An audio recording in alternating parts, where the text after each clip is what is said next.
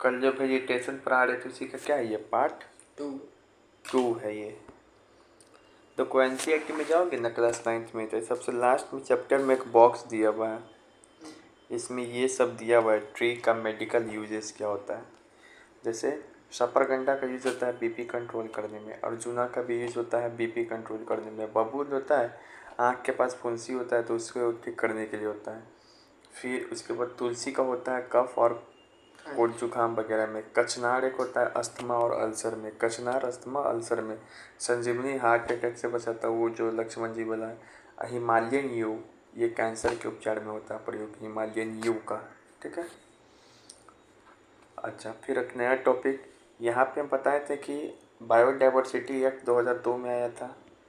इस 2002 के तहत 2003 में एक क्वेश्चन सॉल्व करवा रहे थे, एनबीए बना था, नेशनल बायोडाइवर्सिटी अथॉरिटी की स्थापना। इसका काम था कि जो भी बायोडाइवर्सिटी से संबंधित जो भी चोरी होता है उसको रोकता है, इसके बिना अनुमति के किसी को वो बौद्धिक अधिकार नहीं मिल सकता है, इंटेलेक्चुअल प्रॉपर्टी राइट होता है जो।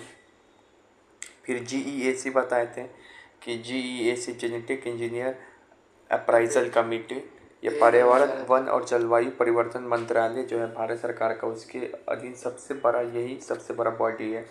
इसका काम कि जो भी एग्रीकल्चर प्लांट्स है उसमें जो जेनेटिक मॉडिफाइड होता है, जो उस पर रिसर्च चल रहा है, उसका मॉनिटरिंग करना है। ठीक है। कल बोले थे कल 22 पे और डिटेल में बताएंगे, तो यहाँ देखो 22 पे आ गया। ये देखो 22 पे रिजर्व को 3 पार्ट में बांटते हैं। सबसे अंदर पर जो एरिया होता है इसको बोलते हैं कोर एरिया। उसके बाद जो होता है एरिया इसको बोलते हैं बफर जोन एरिया, ये वाला। उसके बाद जो सबसे आखिरी में होता है उसको बोलते हैं ट्रांजिशनल एरिया।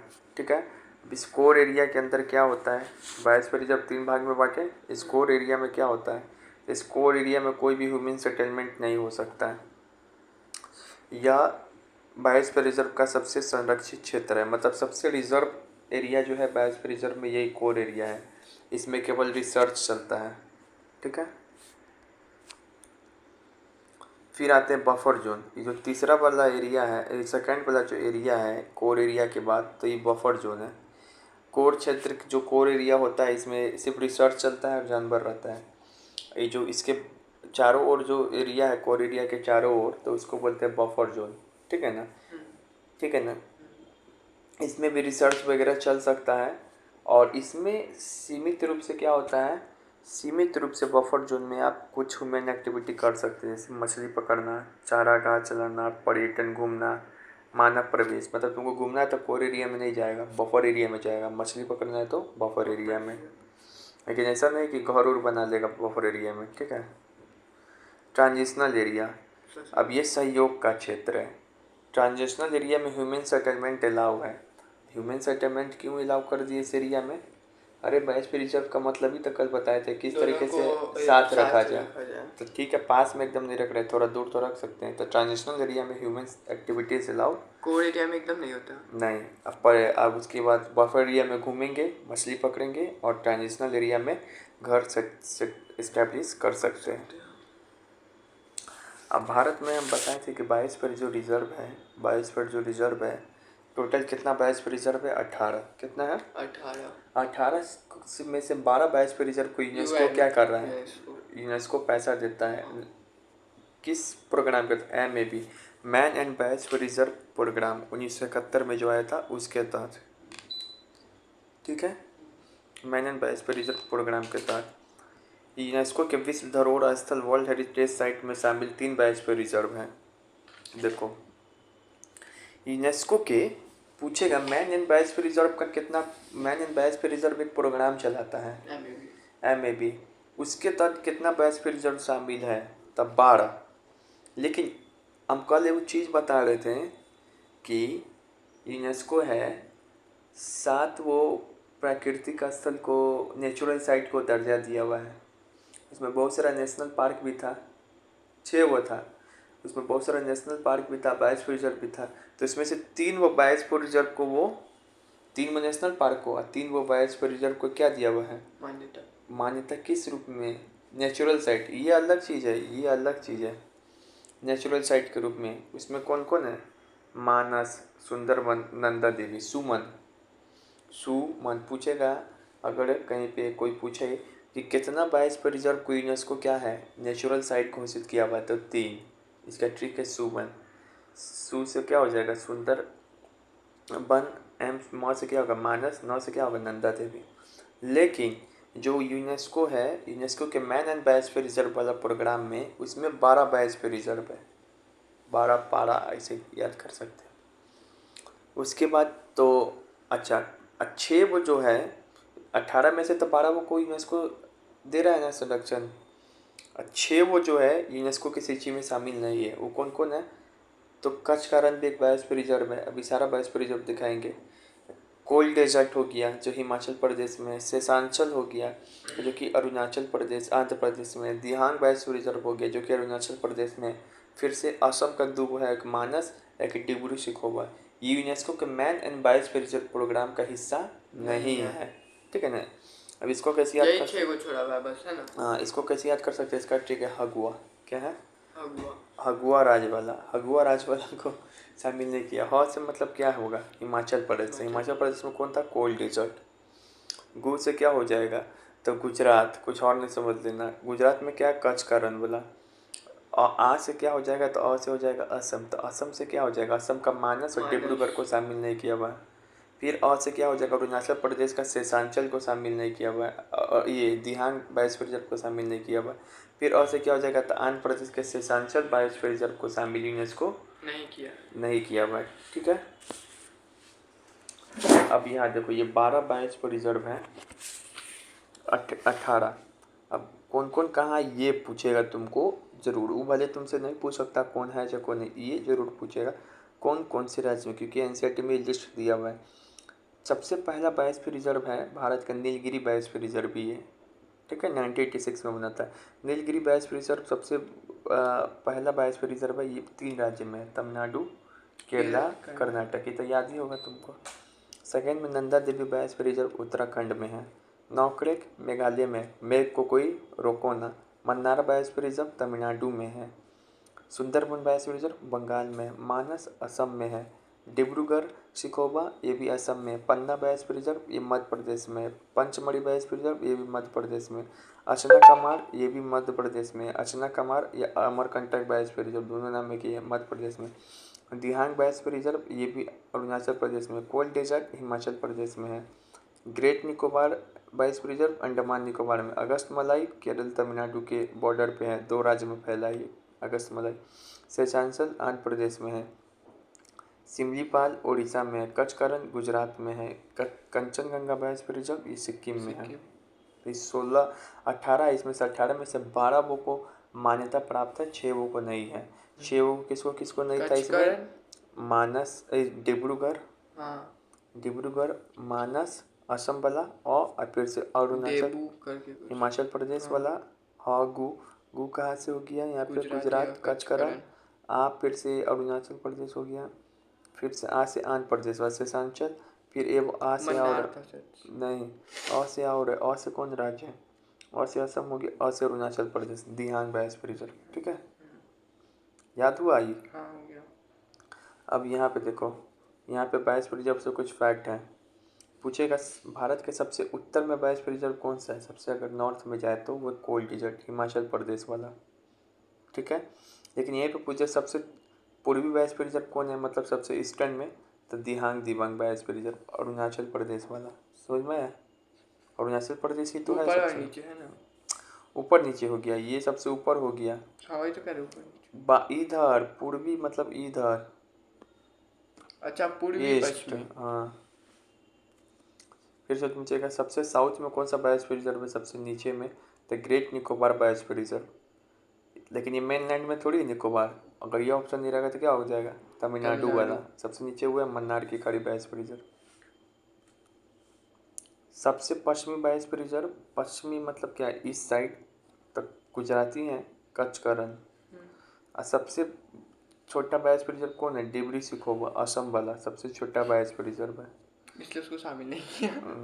और सबसे बड़ा बायोस्फीयर रिजर्व है कच्छ का रण, इसको भी कहाँ शामिल किया हुआ है, सबसे बड़ा सबसे छोटा सबसे पूर्वी और सबसे उत्तरी, इन सभी को शामिल नहीं किया है, दक्षिणी को शामिल किया हुआ है।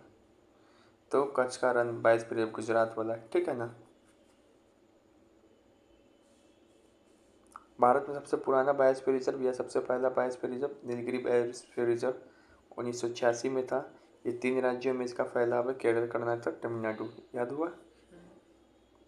भारत में सबसे नया बायोस्फीयर रिजर्व कौन है? सबसे नया बायोस्फीयर रिजर्व है पन्ना बायोस्फीयर रिजर्व। ये 2020 में शामिल किया गया इसको। ठीक है। यूनेस्को अपने साथ इसको 2020 में शामिल किया, लेकिन इसका स्थापना वो था 2011 में, एमपी वाला। ठीक है, तो ये हो गया। अब यहाँ पे कुछ सवाल, जैसे ये सवाल यहाँ पे बोला कि कौन सा ऐसा समुद्री जैव विविधता के दृष्टिकोण से, यानी कि बायोडाइवर्सिटी के नज़रिए से दुनिया का सबसे अच्छा समृद्ध क्षेत्र है, जिसमें एस्चुरी है, समुद्र तट है, पर्यावरण है, जंगली है, इसमें समुद्री घास है मतलब ओशियनिक ग्रास है, कोरल रीफ है यानी कि प्रवाल भित्ति है, फिर से दलदल है उसके अंदर यानी कि मार्सी रीजन है, मैंग्रोव वन भी पाया जाता है, उसके साथ साथ 21 आइसलैंड भी पाया जाता है। 21 बायोस्फीयर रिजर्व का इतना प्रॉपर्टी है। मन्नार की खाड़ी याद कर लो, नहीं पता है तुमको? मन्नार की खाड़ी जो है कहाँ पे, तमिलनाडु वाला, उसके अंदर मैंग्रोव वन भी पाया जाता है, 21 आइसलैंड भी पाया जाता है, उसमें बहुत सारा चीज़ पाया जाता है। ठीक है।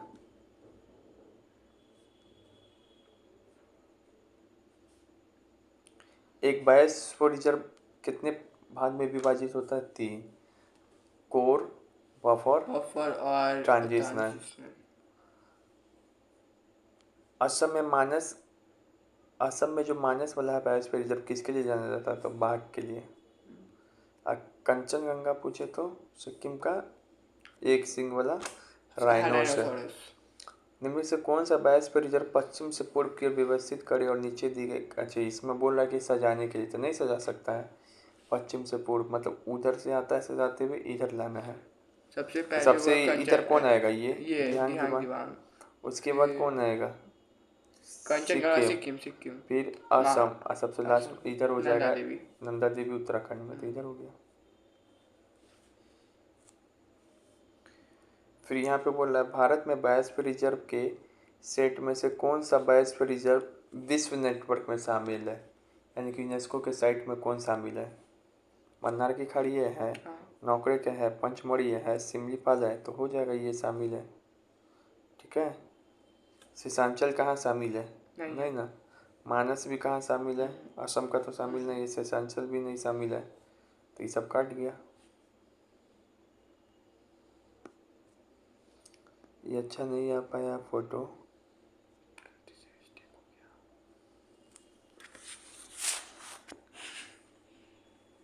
डायलॉग मार रहा है मेरा। कहाँ डायलॉग? यहाँ पे बोल रहा है कुछ, यहाँ पे तुमको दिया हुआ है स्टेटमेंट, इसको सही बोलना है। नेशनल पार्क की सीमाओं को कानून द्वारा परिभाषित किया जाता है नहीं। नेशनल पार्क बहुत रिस्ट्रिक्टेड है, तो सही स्टेटमेंट है। वनस्पति और जीवों की कुछ विशेष प्रजातियों के संरक्षण के लिए बायोस्फीयर रिजर्व घोषित किया गया है। वनस्पति और मतलब कि वेजिटेशन और कुछ ऐसा स्पेशल स्पीसीज है जिसके कंजर्वेशन के लिए बायोस्फीयर रिजर्व बनाया जाता है। ये बात किसके लिए सही है? Wild life sanctuary. यहाँ पे विशेष शब्द बोल दिया। दोनों बायोस्फीयर रिजर्व तो वुमेन और जानवर को साथ लाने के लिए किया जाता है, तो ये हो गया गलत। आदमी को जानवर बनाने के लिए, तो जानवर को आदमी बनाने के लिए, जो आदमी है वो जानवर है। इसका घर बायोस्फीयर रिजर्व के पास ही खरीदना चाहिए, इसके शादी करना उसी लड़का किसके, पॉइजन का। ठीक है। वन्य जीव अभयारण्य में सीमित जैविक हस्तक्षेप की अनुमति है, मतलब कि वाइल्ड लाइफ सेंचुरी में अनुमति है लेकिन सीमित रूप से हाँ, बात तो सही है। नेचुरल वाइल्ड लाइफ में कोई भी होगा सीमित रूप से होगा, तो ये सही हो गया।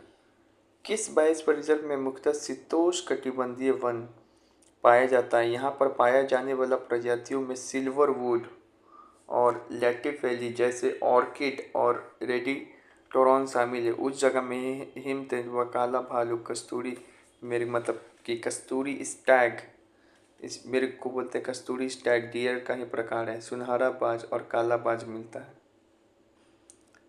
नंदा देवी होगा। देखो शीतोष्ण बोल रहा है मतलब कोल्ड, कोल्ड में तो या तो कोल्ड डेजर्ट होगा या फिर नंदा देवी, यही दूंगा कोल्ड रीजन में, तो इसका आंसर क्या होगा? नंदा देवी, उत्तराखंड वाला। ठीक है, ये हो गया। अब आएंगे तुम्हारा दिमाग खराब करने में, ये कोपेन का क्लासिफिकेशन। ये पूरा चार्ट याद करना है, बड़ी डिफिकल्ट, बहुत डिफिकल्ट है, बहुत, लेकिन फिर भी इसको याद कराया जाएगा। ये लेटर का क्या लफड़ा है, ये लेटर से इस साइड निकालना है, ये लेटर से इस साइड निकालना है। देखो, जो कोपेन है ना, वो पूरे वर्ल्ड का जलवायु को क्लासिफिकेशन किया। फोटो उठा दो वहाँ से। कोपेन क्या किया, पूरे वर्ल्ड के जल नीचे गिरा है, वर्ल्ड के जल, अरे नीचे। अभी ना हम लोग मशीन से देख के किसी का भी कोई भी जगह का क्लाइमेट मालूम कर लेते हैं। पहले के समय में सोचो, जब कोई मशीन नहीं था, तो वो कैसे, कोपेन एक साइंटिस्ट थे, वो क्लासिफिकेशन किया पूरा वर्ल्ड के क्लाइमेट को, इंडियन क्लाइमेट को भी किया। तो देखो, वो बोला, अच्छा बताओ, जहाँ पे बर्फ़ ज़्यादा गिरेगा वहाँ का पेड़ कैसा होगा? ऐसा होगा, ताकि बर्फ़ का भार नीचे आ जाए, नहीं तो पेड़ क्या होगा, टूट जाएगा, एडेप्टेशन कर लेगा। तो ऐसे हम लोग पेड़ देख के क्या किए, पहले मौसम देख के पेड़ डिसाइड किए। लेकिन कोपेन क्या किया कि देखा, अच्छा यहाँ पे ये एरिया पे ऐसा पेड़ पाया जा रहा है, इसका मतलब यहाँ पे बर्फ़ गिरता होगा। यहाँ पे काटा काटा पेड़ पाया जा रहा है, यानी कि पानी कम मिलता। ऐसे ऐसे पेड़ को देख देख के, वहाँ का वेजिटेशन को, वाइल्ड लाइफ को देख देख के क्या किया, कोपेन क्लासिफिकेशन किया। तो जाता हुआ टेम्परेचर और रेनफॉल, हाँ, पूरे दुनिया का ये किया था, ये क्लासिफिकेशन। इसी को बोलते हैं कोपेन क्लासिफिकेशन। तो ये ना कुछ कोड वर्ड दिए, जैसे कोडिंग नहीं होता है, वही कोडिंग है ये, कोपेन का कोडिंग। ठीक है, कि ये कुछ कोड वर्ड दिया कि ए रहेगा तो इसको क्या बोलेंगे, तो कि ए बी सी डी सब है ये। जैसे ए एफ है तो इसको क्या विशेषता होना चाहिए, तो ए एफ का विशेषता है ट्रॉपिकल वेट या नो ड्राई सीजन। ठीक है, अभी सब कैसे होगा, तो यहाँ होगा। तो यहाँ पे देखो, तो यहाँ पे ये जो कोपेन का क्लासिफिकेशन है, वो क्लाइमेट और वेजिटेशन के बीच में है। वेजिटेशन देख के क्लाइमेट बता रहा है। कोपेन जो है 5 मेजर कैटेगरी में क्लासीफाई किया पूरे वर्ल्ड को, 5 वो कैटेगरी बनाया। इसमें 4 वो बनाया तुमको टेम्परेचर के आधार पे, एक पर्सिपिटेशन के आधार पे। ABCD का क्लासिफिकेशन किया वहाँ के ह्यूमिड क्लाइमेट के आधार पे, और बी को ड्राई क्लाइमेट माना। ये जो ABCD कर रहा है टेम्परेचर के आधार पे, अब बी को क्लासीफाई कर रहा है कि वहाँ पे बारिश कम हो रहा है, इसके आधार पे। देखो 5 वो किया हुआ है पूरे वर्ल्ड को, ABCDE। कैब हो गया, 1 2 3 4 5, अभी 5 वो एच ऐसे ही हाई लेंगे। ठीक है, ABCDE करके। ठीक है, जिसमें 4 वो किसके आधार पे किया था, टेम्परेचर, एक पर्सिपिटेशन, बरसात हो रहा है कि नहीं हो रहा है। टेम्परेचर मतलब ठंडा है कि गर्म है, इस आधार पे। अब यहाँ पे कुछ वर्ड सीखना है तुमको। ये कैपिटल लेटर है, इसको जानना है, और ये स्मॉल लेटर है, इसको जानना है। बाकी जो वर्ड नहीं मिल पाया उसको हम लोग रटेंगे। ठीक है, क्योंकि हम लोग का प्रोफेसर तो बनना नहीं है एकदम अच्छी कर दे, एक को सब्जेक्ट पढ़ना नहीं है।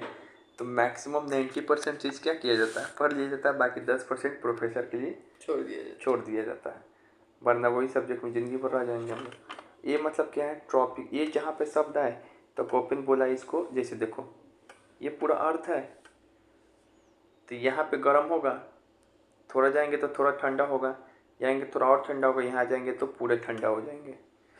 ठीक है, तो ये देखो इस वाले लाइन को यहाँ पे मान लिया क्या कि ए, ऐसे ही, फिर यहाँ पे मान लिया BCDE, ऐसे ही बढ़ते चला गया। ठीक है, सीधा सीधी नाम देना चाहिए। तो ए को क्या दिया नाम, ट्रॉपिकल ह्यूमिड क्लाइमेट। ए को क्या नाम दिया, हेलो, खा लेंगे, दे दीजिएगा। ठीक, आ रहे, हाँ ठीक, आ जा रहे 10 मिनट में। ठीक, देखो जो कोपेन है ना, तो ए को माना ट्रॉपिकल ह्यूमिड क्लाइमेट, बी को बोला कि ड्राई क्लाइमेट, मतलब गर्म वाला क्लाइमेट। ट्रॉपिकल ह्यूमिड मतलब थोड़ा गर्म भी है, और ह्यूमिड मतलब पानी भी हो रही है। सी को माना वार्म टेम्परेट क्लाइमेट, मतलब जब मिड लैटिट्यूड में जाएंगे ना, यहाँ से थोड़ा ऊपर बढ़ेंगे, इसको सी माना। डी को माना यहाँ पे कोल्ड फॉरेस्ट क्लाइमेट, मतलब कोल्ड स्नो फॉरेस्ट क्लाइमेट, समझ में आ रहा है। सी को ई को माना एकदम कोल्ड क्लाइमेट, एच को माना एकदम उससे भी कोल्ड क्लाइमेट, ठीक है। तो ये भी सी डी कर ई करके ऐसा ऐसा कुछ कुछ लिख दिया नाम। अब यहाँ पे स्मॉल, अब देखो यहाँ पे तुम देखेगा ना, तो A B C D E F, A B C D सब सब समझ आ रहा है। देखो A B B C D सब है, लेकिन इसके साथ कुछ कुछ छोटा छोटा लेटर भी तो लगा हुआ स्मॉल। 3 को भी है। हाँ, तो वही पता चलेगा। तो यहाँ पे देखो स्मॉल लेटर जो है स्मॉल एफ, स्मॉल एफ का मतलब वो बोला कि no dry season. Small F का मतलब क्या, वहाँ पे कोई ड्राई सीजन है ही नहीं। कहीं पे लिखा रहेगा स्मॉल एफ प्लस वहाँ पे कोई ड्राई सीजन है ही नहीं, फुल बारिश है, बहुत बरसात हो रहा है। एम मतलब मानसून टाइम, मतलब शॉर्ट, मतलब मानसून है लेकिन वहाँ पे थोड़ा देर के लिए क्या है, ड्राई है। लेकिन एन एफ मतलब तो कोई ड्राई सीजन नहीं, खाली दिन भर बारिश हो रहा है, फुल बारिश। एस मतलब और ई डब्ल्यू मतलब एक साथ समझो। एस मतलब समर ड्राई, डब्ल्यू मतलब विंटर ड्राई। तो कभी कभी जो समर ड्राई सीजन होता है ना, तो वहाँ पे उसका अपोजिट भी नेचर देखने को मिलता है, विंटर रेनफॉल हो जाएगा। समर में वो चीज़ ड्राई है तो विंटर में क्या हो जाएगा, रेनफॉल। और डब्ल्यू में विंटर में ड्राई है तो समर में क्या हो जाएगा, रेनफॉल। तो ये सब समझ में है। आ गया। तो ये रख दिया नाम, ये सब खत्म हो गया क्या, नहीं चल रहा है, चलो। अब यहाँ पे देखो बी के लिए अलग स्पेशल बताया गया, बी के लिए, ठीक है ना। यहाँ पे देखो बी के लिए जो बी है, बी मतलब समझ जाना क्या कि बी मतलब है तो समझ जाना, या फिर कहीं पे बी लिखा रहेगा वहाँ पे घास मिलेगा या फिर डेजर्ट मिलेगा उस एरिया में, वहाँ पे। तो बी मतलब या तो एरिड एक लिखा रहेगा या फिर सेमी एरिड। एरिड मतलब शुष्क, सेमी एरिड मतलब थोड़ा सा बरसात हो रहा है लेकिन शुष्क है वहाँ पर भी। एरिड लिखा रहेगा इसका मतलब समझना वहाँ पे डेजर्ट मिलेगा, और डेजर्ट को डब्ल्यू से डिनोट किया कोपेन।